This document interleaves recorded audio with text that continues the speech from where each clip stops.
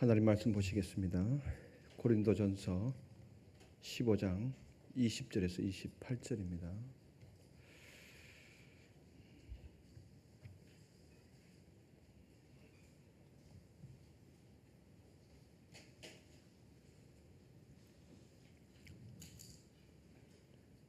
교독하시겠습니다. 그러나 이제 그리스도께서 죽은 자 가운데서 다시 살아나사 잠자는 자들의 첫 열매가 되셨도다. 사망이 한 사람으로 말미암았으니 죽은 자의 부활도 한 사람으로 말미암는도다. 아담 안에서 모든 사람이 죽은 것 같이 그리스도 안에서 모든 사람이 삶을 얻으리라. 그러나 각각 자기 차례대로 되리니 먼저는 첫 열매인 그리스도요 다음에는 그가 강림하실 때에 그리스도에게 속한 자요. 그 후에는 마지막이니 그가 모든 통치와 모든 권세와 능력을 멸하시고 나라를 아버지 하나님께 바칠 때라. 그가 모든 원수를 그 발 아래에 둘 때까지 반드시 왕노릇 하시리니 맨 나중에 멸망받을 원수는 사망이니라. 만물을 그의 발 아래에 두셨다 하셨으니 만물을 아래에 둔다 말씀하실 때에 만물을 그의 아래에 두시니가 그 중에 들지 아니한 것이 분명하도다. 같이요. 만물을 그에게 복종하게 하실 때에는 아들 자신도 그때 만물을 자기에게 복종하신 이에게 복종하게 되리니 이는 하나님이 만유의 주로서 만유 안에 계시려 하심이라. 아멘. 오늘도 온종일 예배 가운데 거하시는 여러분에게 주님의 크신 은혜와 평강이 충만하시기를 간절히 축원합니다. 또 영상으로 참석하고 계시는 여러분들도 환영하고 축복합니다. 자, 보배 앞뒤 좌우 돌아보시면서 보배 인사 나누실까요?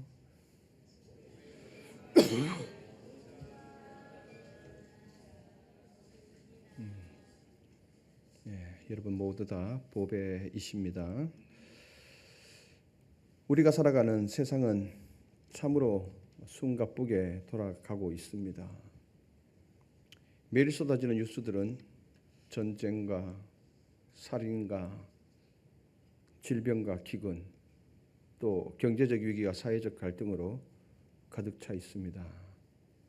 세상 뉴스를 보면 지금 상황으로서는 희망이 보이지를 않죠.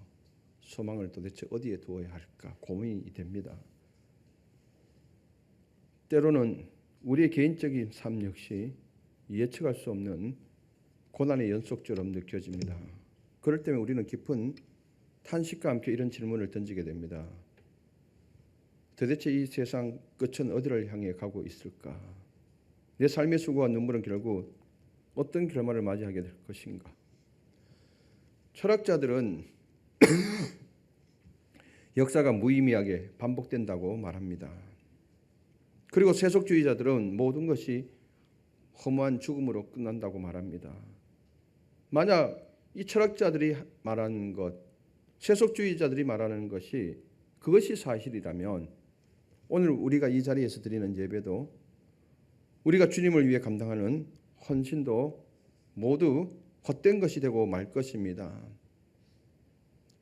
사도 바울 역시 이 부분에 대해서 고린도전서 15장 19절에 만일 그리스도 안에서 우리가 바라는 것이 다만 이 세상의 삶뿐이라면 모든 사람 가운데 우리가 더욱 불쌍한 자이리라. 2주 전에 기억나시죠? 불쌍한 자가 우리말로 순수 우리말로 번역하면 뭐라고요? 찌질이라 그랬잖아요. 오늘 우리가 세상 사람들은 이 밤에 막 들러 나가고 지금 한건 연휴 끼어서 이제 지금 막 이제 돌아오지 않겠네. 어제 오늘 내일 월차 쓰고 화요일까지 가니까 그죠? 지금 뭐 바다로 뭐 들로 뭐 산으로 해서 해외로 지금 나가서 지금 그렇게 있는 거예요. 그들은 나름대로의 삶을 즐기고 있는 거예요. 근데 오늘 우리는 하루 종일 아침 일찍부터 나와서 봉사하고 섬기고 예배하고 그런데 이런 삶이 만약에 죽음으로 모든 것이 끝이 난다 그러면 우리는 여기서 다 찌질이라는 거지요. 그러나 성도 여러분, 성경은 결코 우리를 절망의 자리에 내버려 두지 않습니다. 할렐루야. 오늘 우리가 함께 읽은 본문은 창세전부터 성부 하나님께서 계획하신 거대한 구원 역사가 어떻게 전개되며 결국 어떤 영광스러운 종착지에 도달하게 되는지를 분명하게 보여주는 구원의 청사진입니다. 명확합니다. 이거는. 사도 바울은 이제 우울한 가정법을 멈춥니다. 앞단락에서 만일이라는 단어를 계속 사용하잖아요.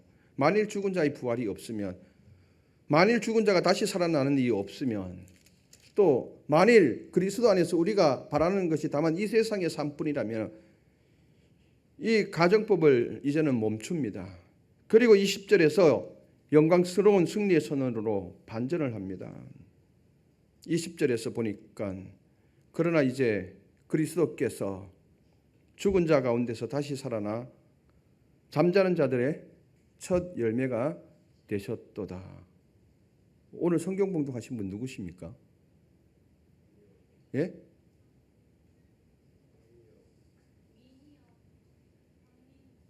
미니가 한 거예요? 계속 하라 그럴 수가 없겠네. 목소리가 너무 좋아서. 예, 감사합니다. 다시 살아나서 잠자는 자들의 첫 열매가 되셨다. 먼저 우리가 주목해야 할 것은 바울은 예수님의 부활을 가리켜서 첫 열매라고 부릅니다. 이 첫 열매라는 단어는 구약으로 올라가 보면은 구약 이스라엘 백성들은 추수 때 가장 먼저 익은 첫 곡식단을 제사장에게 가져가서 하나님께서 흔들어 요제로 올려드렸습니다. 처음 익은 곡식. 이건 굉장히 중요한 의미가 있습니다. 이 요제의 의식은 단지 첫 번째로 거두었다. 그래서 처음 열매이기 때문에 하나님께 드렸다라는 의미도 있는데, 그러나 이것을 훨씬 뛰어넘습니다. 첫 열매가 바쳐졌다는 것은 곧이어 들판에 널려 있는 수많은 곡식들이 반드시 추수될 것이라고 하는 보증이자 확실한 약속이었습니다. 그러면 이걸 놓고 봤을 때 요제로 첫 열매를 하나님께 드렸다고 했을 때에 이것은 하나님 인간을 위해서 확실하게 보증한 보증 수표라는 거예요. 하나님이 예배를 받으시기 위해서 그런 것이 아니라 이걸 드림으로 인해서 이 다음 곡식들은 반드시 열매 맺혀서 너희들이 곡식단을 거두게 될 것이라는 확실한 증표라는 거예요. 그러면은 예수님은 홀로 살아나시고 홀로 영광 받으신 것이 아니라는 거예요.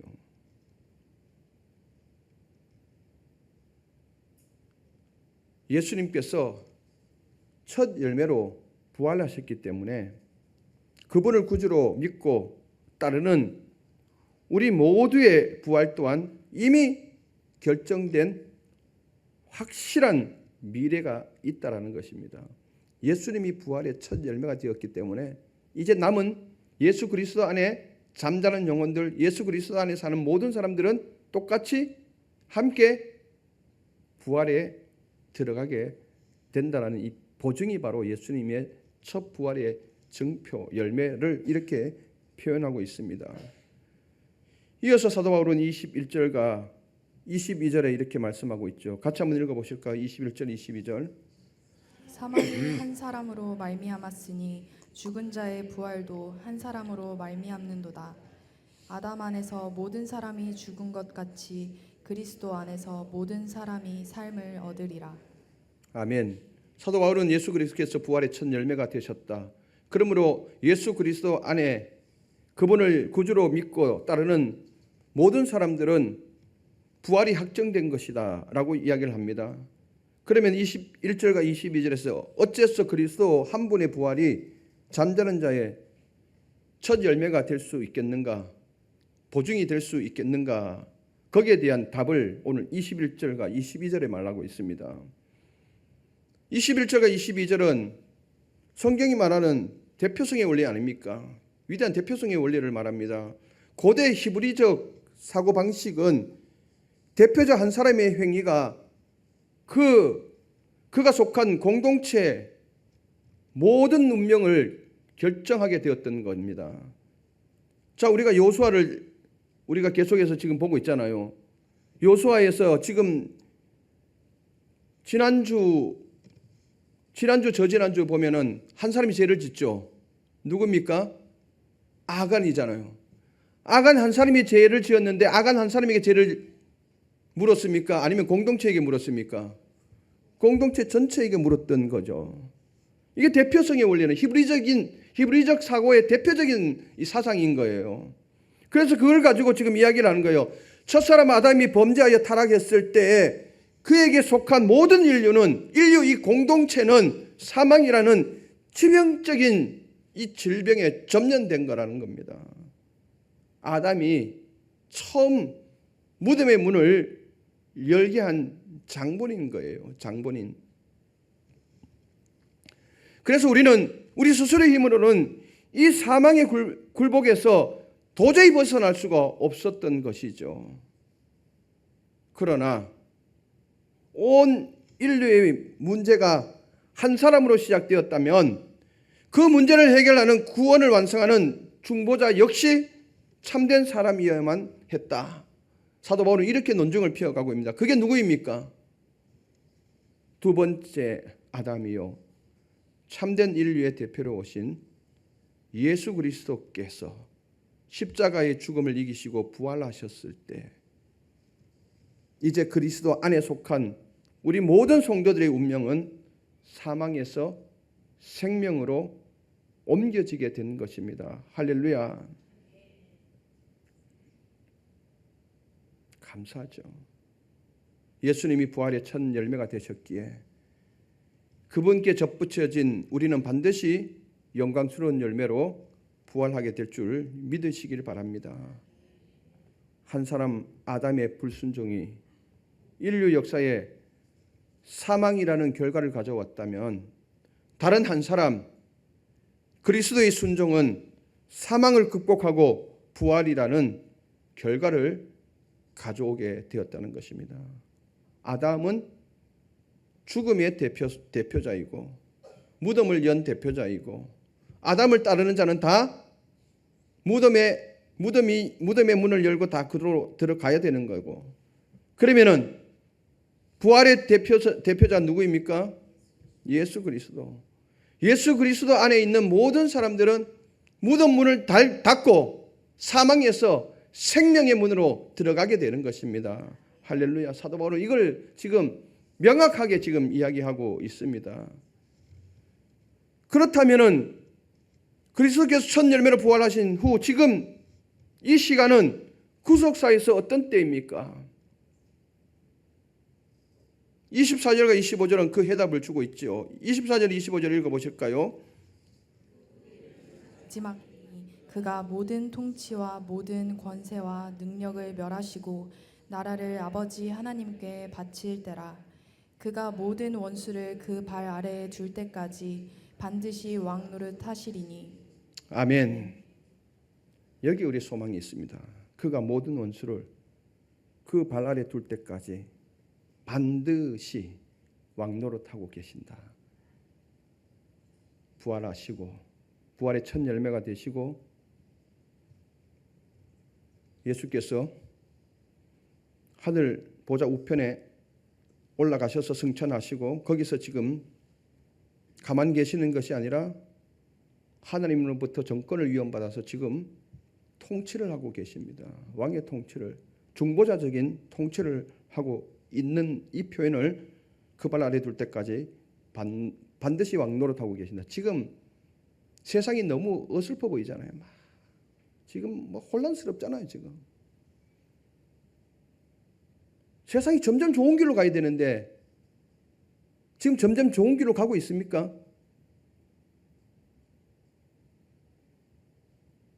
그렇지 않죠. 마지막 지금 발버둥을 치고 있는 거예요. 예수님은 부활 승천하신 후 지금까지 온 우주의 보좌에 앉아 만물을 지금 다스리고 계십니다. 신학자들은 이것을 그리스도의 중보적 통치라고 부릅니다.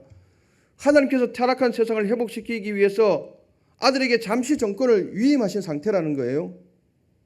그래서 지금 그리스도께서는 세상을 어지럽히는 어둠의 권세들, 불의한 통치들, 그리고 하나님을 거스르는 모두 거스르는 모든 악한 영적 이 능력들을 하나하나씩 지금 멸하고 계신다는 겁니다. 쉽게 말하면 산불이 나잖아요. 산불이 나면은 가장 먼저 하는 것이 뭡니까? 주불을 잡는 거잖아요. 주불. 가장 크게 지금 확산시키는 이 주불을 잡는 거잖아요. 그 주불을 주불을 끄고 나면은 이게 완전히 꺼진 건 아니잖아요. 그다음은 주불을 잡고 나면 어떻게 합니까? 하나하나 샅샅이 뒤지면서 잔불 정리를 하잖아요. 그래 이것이 다 끄잖아요. 그렇다면은 이 사망이라는 이 죽음이라는 이 주불을 잡은 거예요. 일단은 이제는 완전히 잡은 거예요. 그리고 난 다음에 예수 그리스도께서 남은 것들을 하나하나씩 지금 정리하고 있는 시기가 바로 이 시대라는 거예요. 세계 2차 대전을 끝낸 노르망디 상륙 작전을 한번 생각해 보십시다. 연합군이 해변에 상륙하여서 교두보를 확보하던 그날 사실상 전쟁의 승패는 이미 결정된 거예요. 그러나 적들이 완전히 항복하고 평화 조약이 맺어지는 그 승리의 날까지는 치열한 잔존 세력과의 전투가 계속해서 벌어졌던 것이죠. 그런데 이미 승패는 갈린 거죠. 우리의 영적 현실도 이와 같습니다. 예수 그리스도께서 십자가와 부활을 통해서 사망의 심장부에 치명상을 입힌 거예요. 도저히 이제는 사망이 맥을 못 추는 거예요. 살아날 수가 없는 거예요. 사망이 힘을 쓸 수가 없는 거예요. 완벽한 예수 그리스도께서 부활하시던 그날이 완벽한 사망에게 상륙 작전을 한 그 날입니다. 사탄은 이미 머리가 완전히 상인 거예요. 승리는 확정된 거죠. 그러나 우리 주님이 다시 오실 최종적인 승리의 날까지 폐색이 짙어진 어둠의 세력들은 마지막 발악을 하고 있다라고 생각하면 되는 거예요. 발버둥을 치고 있는 거예요. 그래서 세상은 점점 좋아지지 않습니다. 가면 갈수록 더 악랄해지고 더 날카로워집니다. 거기에 우리 믿음의 사람들이 힘들어하는 경우가 있잖아요. 여전히 세력들은 으르렁거리며 우리의 삶을 흔들고 있습니다. 이게 마지막 발버둥인 거죠. 재림하시기 전까지. 그래서 우리가 이 땅에서 질병의 고통을 겪기도 하고 이웃의 억울한 눈물을 보기도 하며 때로는 악이 승리하는 것 같은 현실 앞에서 좌절하기도 합니다. 그러나 성도는 결코 두려워하거나 낙심하지 말아야 합니다. 본문 26절은 그 모든 전투의 마지막을 이렇게 선언합니다. 나중에 26절 맨 나중에 멸망받을 원수는 뭐라고요? 사망이니라. 할렐루야. 사망이 멸망받는다는 겁니다. 기독교와 세상 철학의 결정적인 차이를 지금 짚어주고 있습니다.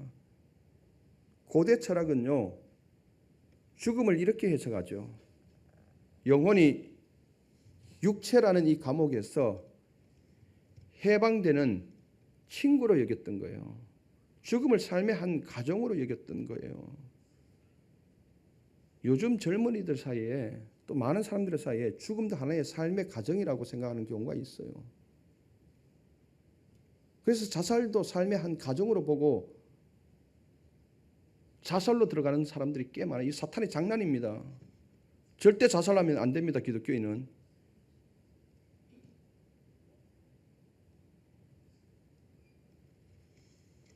바울은 고대 철학은 철학사상은 바로 이 죽음이 영혼을 벗어나는 친구와 같은 존재, 삶의 한 일부분으로 본 거예요. 근데 바울은 죽음을 철저하게 타락의 결과이자 극복해야 될 원수로 지금 보고 있는 거예요. 그래서 그리스도의 통치 아래서 반드시 이 사망은 폐기되어야 할 것임을 말하고 있는 것입니다. 사망은 여러분들 폐기되어야 되는 거예요. 친구가 될 수 없습니다. 우리하고는. 그래서 사망은 물리치는 겁니다. 할렐루야. 이 사망은 이미 우리가 예수 그리스도가 이 사망의 권세를 깨트린 것 아닙니까? 그래서 우리는 이긴 싸움을 싸우는 거예요. 사실 우리는 죽음이 두렵지 않는 거예요. 사실 살다 보면은 병이 올 수도 있잖아요. 암에 걸릴 수도 있잖아요. 힘든 일을 만날 수도 있거든요. 근데 그리스도인의 삶에 틀린 건 다른 점이 뭐냐면은 죽음이 두려운 거 아니라는 거예요. 이거는 천국이 확신이 있다면 이 죽음 절대 두렵지 않죠. 오늘 내가 죽는다 하더라도 바로 천국이니까. 하나님이 다스리는 영원한 나라, 완벽한 나라에 우리가 거기에 들어가는 거니까. 인간이 다스리는 나라는 완벽하지 않잖아요. 아무리 잘한 유능한 지도자가 대통령이 된다 할지라도 허점이 있어요, 없어요? 있잖아요. 허점이 있어요. 근데 하나님이 마지막 하나님이 다스리는 나라는 허점이 전혀 없는 완벽한 그 나라에 우리가 들어가게 되는 거잖아요.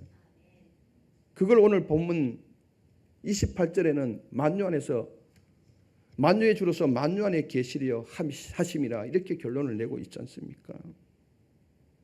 죽음은 결코 우리의 인생의 마침표가 될 수 없습니다. 죽음이 마침표가 될 수 없습니다. 죽음은 성경에 진술되도록 하나님의 창조짓을 파괴한 불법적인 침입자입니다. 마땅히 폐기되어야 할 마지막 원수인 것입니다. 그래서 죽음과는 우리가 친구가 될 수 있다 없다? 없다. 우리 주님은 이 마지막 원수가 완전히 멸망하여 한 줌의 죄로 사라질 때까지 결단코 왕의 다스림을 멈추지 않으실 것입니다. 오늘 이게 본문의 말씀입니다. 이 절대적인 주권자의 통치를 신뢰하며 오늘 우리가 겪는 환난을 넉넉히 이겨내는 여러분들 되었으면 좋겠습니다. 이걸로 이겨내야 되는 겁니다. 이제 바울의 시선은 중보적 통치가 끝나는 그 영광스러운 마지막 순간, 곧 영원한 상태로 향하고 있죠. 모든 원수가 정복되어지고 마지막 원수인 사망마저 무너진 그때 놀라운 일이 벌어집니다. 본문 28절 한번 보실까요? 만물을 그에게 복종하게 하실 때에는 아들 자신도 그때의 만물을 자기에게 복종하게 하신 이에게 복종하게 되리니 이는 하나님이 만유의 주로서 만유 안에 계시려 하심이라. 아멘. 아멘. 전반절을 보면 만물을 그에게 복종하게 하실 때에는 아들 자신도 그때 만물을 자기에게 복종하게 하신 이에게 복종하게 되리니. 이 대목은 신약 성경에서 매우 깊은 삼위일체의 신비를 보여줍니다. 만물을 발 아래 굴복시킨 그 위대하고 영광스러운 정복자 예수 그리스도께서 스스로 낮추어서 아버지 하나님께 복종하게 된다는 겁니다. 이것은 아들 예수님의 능력이 아버지보다 부족하다거나 존재가 열등하다는 뜻이 결코 아닙니다. 삼위일체 하나님 안에서 성부, 성자, 성령은 영광과 권능이 영원토록 동등하십니다. 그러나 인류를 구원하시는 사역에 있어서만큼은 아들은 자발적으로 아버지의 뜻에 순종하셨습니다. 이것을 경륜적 삼위일체라고 이야기합니다. 타락의 기원이 무엇이었습니까? 첫사람 아담이 창조주 하나님과 같이 되려 했던 교만과 불순종이 아니었습니까? 그것 때문에 죽음이 우리에게 들어오게 된 것이잖아요.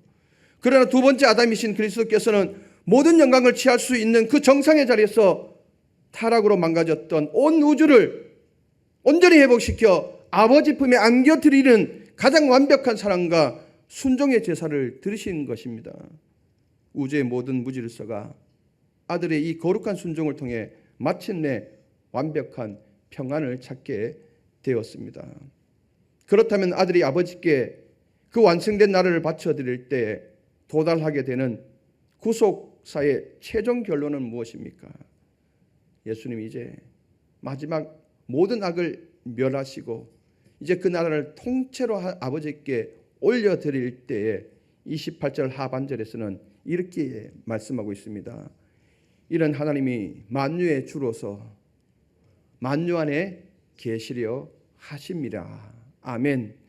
만유 안에 만유를 직역하면 모든 것 안에서 모든 것이 되신다라는 뜻입니다. 이 짧은 문장 안에 성경 66권 전체가 달려온 위대한 목적지가 담겨 있습니다. 성경은 창세기부터 계시록까지 지금 이걸 말하기 위해서 쓰여졌다는 기록되어졌다는 것입니다. 만유의 주로서 만유 안에 계시려 하심이라. 하나님의 선하신 그리고 은혜로우신 뜻이 온 우주의 단 한치의 거스름도 없이 온전히 실현되는 절대적인 평화와 통치의 완성을 말하는 것입니다. 마지막 악을 다 멸하고 예수 그리스도께서 그 나라를 통째로 하나님께 올려드릴 때 하나님이 그 세상 가운데 임해 주셔서 완전한 나라를 만들어 가신다는 것입니다. 범죄한 인간은 에덴에서 쫓겨났지요. 하나님과의 친밀한 교제는 단절되었지요. 죄가 들어온 이후 피조 세계는 허무한 데 굴복하며 지금까지 씨름하게 되었습니다. 하나님이 계셔야 할 자리에 인간의 탐욕이 들어섰고 그 빈자리에 수많은 소요와 차별, 고통과 전쟁과 사망이 피어났던 것입니다. 그러나 성도 여러분, 마지막 그날이 오면 어떤 일이 일어납니까? 하나님께서 보좌 위에서 멀리 떨어져 통치만 하시는 것이 아닙니다. 생명과 빛과 사랑이신 하나님께서 창조하신 우주 만물의 가장 깊은 곳까지 원자 하나하나에 이르기까지 빈틈없이 침투하시고 충만하게 임재하십니다. 그래서 하나님과 우리 사이에 가로막혔던 모든 죄의 장벽이 영원히 철거되게 됩니다. 우리의 영혼의 슬픔, 우리의 육신의 아픔, 깨어진 인간관계, 파괴된 자연 상태에 이르기까지 소외되고 버려진 영역이 단 하나도 남지 않고 오직 하나님의 거룩한 임재와 다스림으로 가득 채워지는 상태, 그것이 바로 하나님이 만유 안에서 만유가 되시는 참된 샬롬의 완성이라는 것입니다. 하나님 나라가 뭡니까? 하나님이 통치하는 나라를 하나님 나라라 그러지 않습니까? 우리가 생각하는 이 천국은 하나님이 다스리는 나라를 천국이라고 그럽니다. 완벽한 다스림, 완벽한 통치, 그 나라가 하나님 나라죠.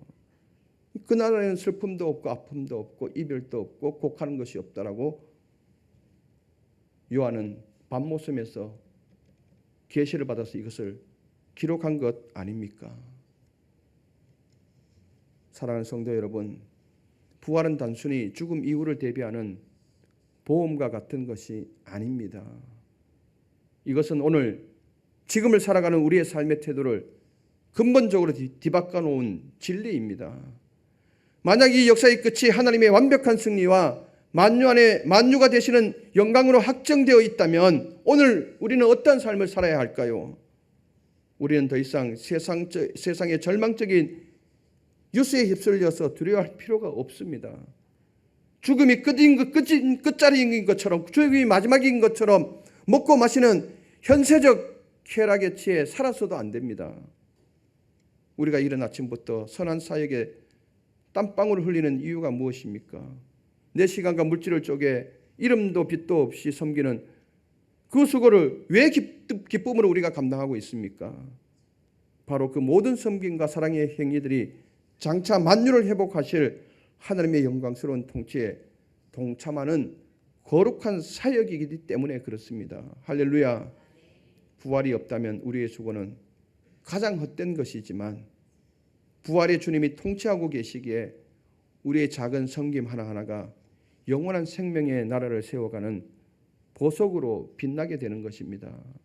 이번 한 주간도 여러분의 각자의 가정과 일터 속에서 다가올 영광의 나라를 미리 앞당겨 살아가는 성숙한 백성들이 되었으면 좋겠습니다.